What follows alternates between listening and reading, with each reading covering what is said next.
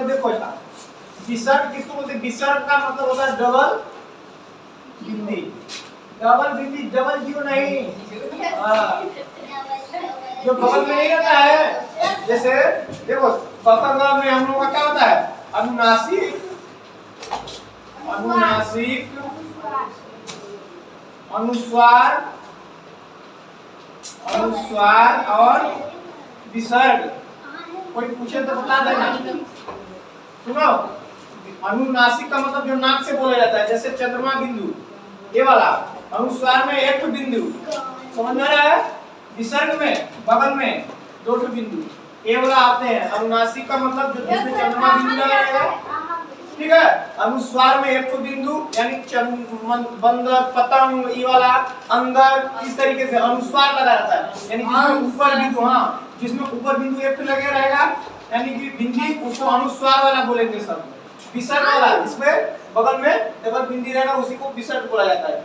आज थोड़ा समझ में आ जाए क्या होगा?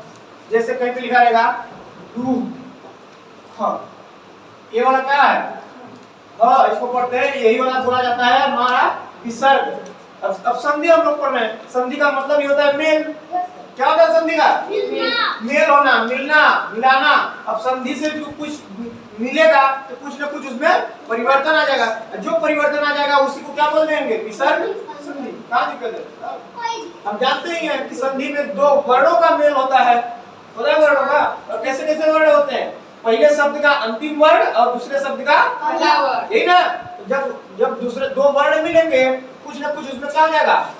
देखो विसर्ग से यानी विसर्ग के साथ, यानी विसर्ग में या विसर्ग के साथ या विसर्ग से स्वर का या फिर व्यंजन का मेल होगा, यानी कि मिलेगा। मेल होने पर जो विकार पैदा हो जाएगा, विकार का मतलब कुछ न कुछ उसमें क्या हो जाएगा?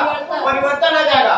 परिवर्तन उत्पन्न हो जाता है, उसे क्या बोलते हैं? विसर्ग संधि। अब हम लोग समझ रहे हैं विसर्ग। अब ध्यान से समझना कैसे पहचानेंगे। तो इसको हम ये वाला समझ गए ना, विसर्ग, अनुस्वार और अनुनासिक। अनुनासिक का मतलब नाक से बोला जाता है, जैसे चांद, पूंछ, आंख, नाक से भी और मुंह से भी। अनुस्वार अंश, अंदर, बंदर, हंस, इस तरीके से रहेगा तो अनुस्वार। विसर्ग आहा, इसमें आहा लगा रहा है, दुह, निह, मनः, इस तरीके से रहेगा तो उसको बोलते हैं विसर्ग। समझ में आ गया? अब ध्यान समझना। अब देखो कैसे पहचानोगे विसर्ग संधि है कि नहीं है। कोई शब्द में जैसे विच्छेद तो जान ही गए हो, विच्छेद करना, तोड़ना, विच्छेद मतलब तोड़ना। अब सुनना, जिस संधि में ओ की मात्रा आ जाए, आएगा ओ की मात्रा, तो जान लेंगे हम क्या है वो संधि। समझ में आ गया? अब दूसरा, किसी संधि में आधा स आ जाए, सरलता वाला, सपेरा वाला, आधा खटकोड़ वाला स, आधा संजम वाला स और आधा र ऊपर वाला, अगर इस तरीके का शब्द आ जाए तो जान लेंगे कौन सा स। समझ में आ गया? इस तरीके का हम लोग पहचान करेंगे, जल्दी समझ में आएगा। इसलिए हम इसको पहचानने के लिए बताएंगे कि जिसमें ओ की मात्रा आ जाए या फिर आधा स आ जाए, आधा खटकोड़ा वाला स आ जाए, आधा संजम वाला स आ जाए या फिर आधा र ऊपर वाला। ठीक है, तो हम लोग जान लेंगे कौन सा संधि है, विसर्ग संधि। और तीन जो और बता रहे कैसे चेंज होगा। आहा प्लस अ मिलकर के क्या बनता है? र। आहा प्लस आ मिलकर के क्या बनता है? रा। आहा प्लस उ मिलकर के रू। समझ में आ गया ना? यानी आहा यानी अ बना र, इसमें आ रा, औ तो इसमें बन जा रहा है रू। समझ में आ गया? अब हम लोग चेक करते हैं कैसे।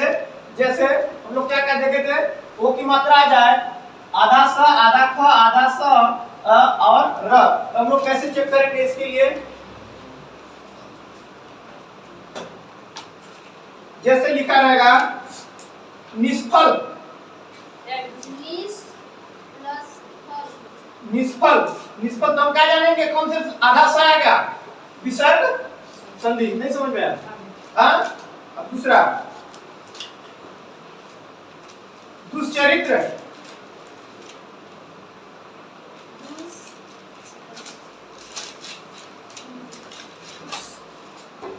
दुष्चरित्र आधा स आ गया, विसर्ग संधि। देखते तो पहचान लेंगे। सर मुर्गा हो जाएगा ना? हाँ? मुर्गा, मुर्गा हो जाएगा। दुर्लभ। आधा आधा र आ गया, समझ में आ गया। मनोरथ, मनोरथ, ओ की मात्रा क्या, देखो इसमें ओ की मात्रा रख नहीं रहा। मनोरंजन, मनोरंजन, रंजन, ओ की मात्रा आ गया। और सर इसमें नीरस भी लिखा है, बता रहे हैं उसका भी। निष्पाप लिखा है, निष्पाप, आधा स आ गया, विसर्ग संधि। ये वाला भी एक है उदाहरण, उसका भी देखते हैं। दुस्तर, आधा स आ गया, संधि, विसर्ग संधि। ठीक है, अब इसका चेक कर लेते हैं, ये वाले का अ और उ कैसे बन रहा है।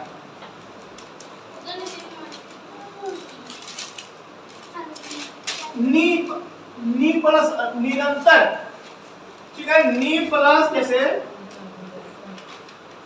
नी प्लस अंतर, देखो आहा प्लस अ, आहा प्लस अ मिलकर क्या बन जाता है, रस। इसका आंसर आ जाएगा निरंतर।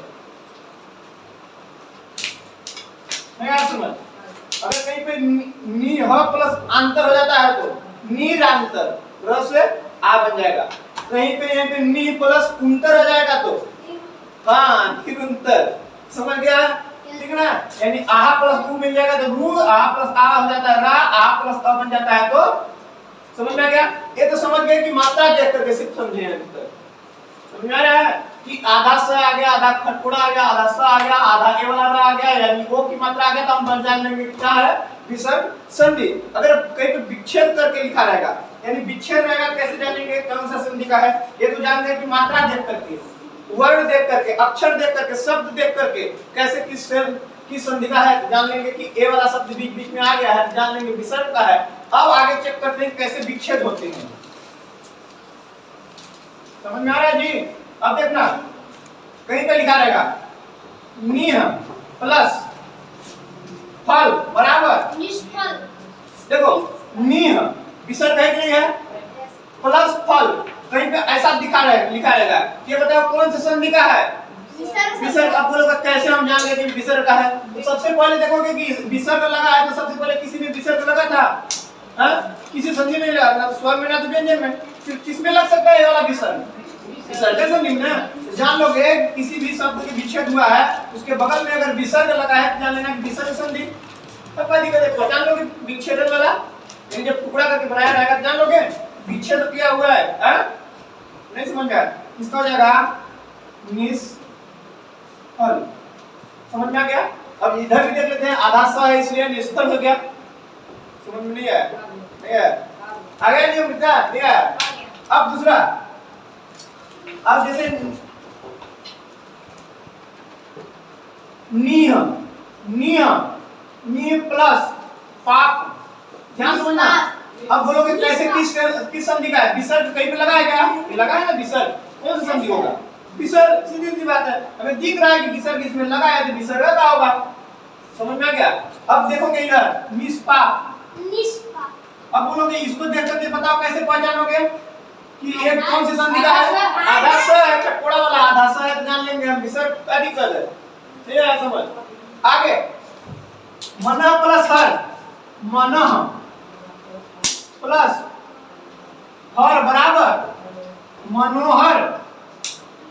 अब बोलोगे कैसे इसको विसर्ग का है, इसमें काय का मात्रा लगा है, ओ की मात्रा, कौन सी संधि, विसर्ग संधि। देखो ओ की मात्रा लगा था इसलिए जान लें विसर्ग संधि। सीधी सी बात है, पहले विच्छेदन वाला देख लो, किसी में विसर्ग लगा है क्या, नहीं लगा है, मनः में नहीं लगा है, बिंदी दो, इसको क्या बोलते हैं विसर्ग। जब विसर्ग लगा है तो कौन सा संधि होगा, विसर्ग संधि। अब कहां दिक्कत है। अब दूसरा, ठीक है, अब इधर देखते हैं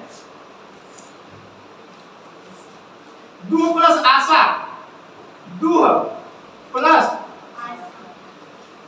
आशा, तो अह प्लस आ मिलकर के, अह प्लस आ बन करके दूर आशा, इसका एम हो जाएगा दूरा। कोई दिक्कत। अब बोलेगा कोई कैसे पहचानोगे, बता दो विसर्ग लगा इसलिए विसर्ग संधि। यस, नहीं समझ में आया, खुशी समझ में आ गया क्या, अंश प्रतिमा समझ में आ गया? बस कुछ नहीं करना है, हमें सिर्फ देखना है कि इसकी देखना है कहीं पे लगा है क्या, नहीं लगा है। देख लिए जहाँ ये वाला ओ की मात्रा लगा है आधा शब्द, ये वाला आधा खबर आधा ये वाला शब्द नहीं तो दिख रहा है। अगर ऐसा है तो हम जान लेंगे कि विसर्ग का। फिर अगर नहीं तो समझ में आ रहा है चेक करेंगे कि विच्छेदन वाला में आएगा। जब संधि विच्छेद जब किया रहेगा तो बोलेगा कौन सा संधि, इसमें बोल देगा नी प्लस फल, उसमें बोल देगा विसर्ग संधि को छांटिए। एक ऑप्शन इसको देगा, एक तो गुण स्वर संधि का दे देगा, एक तो व्यंजन का दे देगा, तरह तरह का। जान लो कि हाँ जिसमें विसर्ग है उसी में विसर्ग का होगा। नहीं समझ में आया? समझ आएगा नहीं बोलेगा? हाँ तो लिख लो, ये वाला पहचान वाला लिख लेना है। हाँ हाँ बस हाँ फाइनल।